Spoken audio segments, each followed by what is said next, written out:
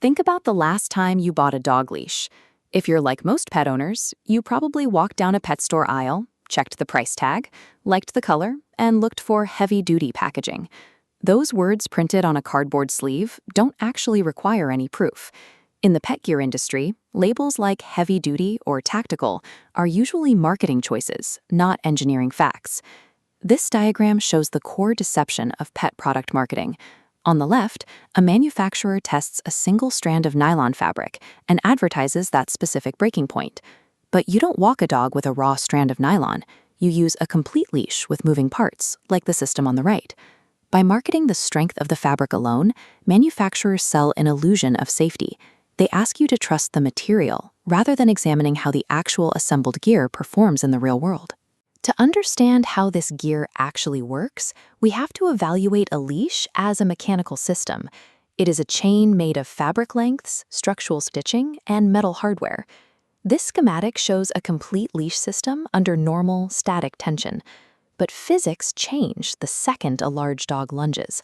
That sudden acceleration creates a kinetic load event, a rapid transfer of energy traveling straight down the line.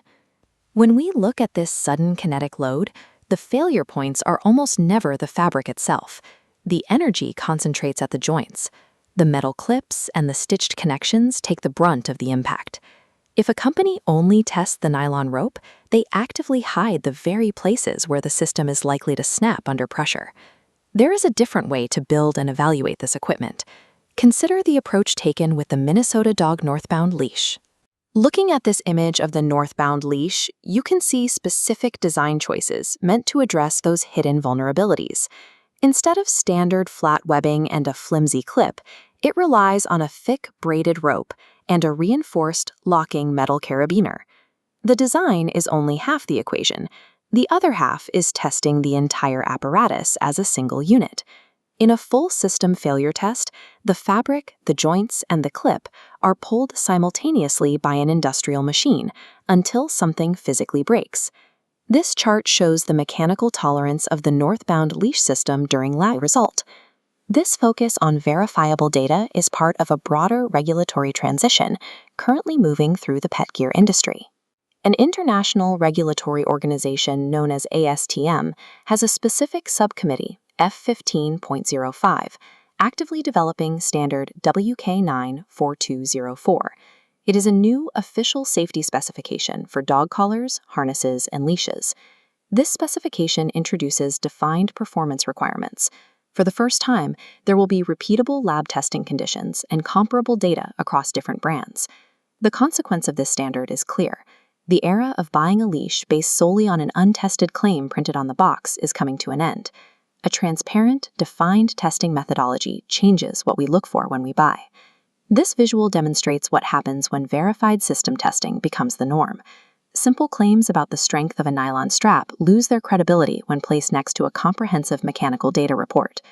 Raising the bar filters out inferior equipment. Once a verified baseline of safety exists, any product that hasn't been subjected to a full system pull test automatically becomes a source of uncertainty. Rigorous standards clarify the difference between gear that looks strong and gear that is proven to hold. Ultimately, any piece of protective equipment is only as strong as its weakest, untested link. Moving forward, verifiable full system testing is the only logical baseline for securing an animal's absolute safety under pressure.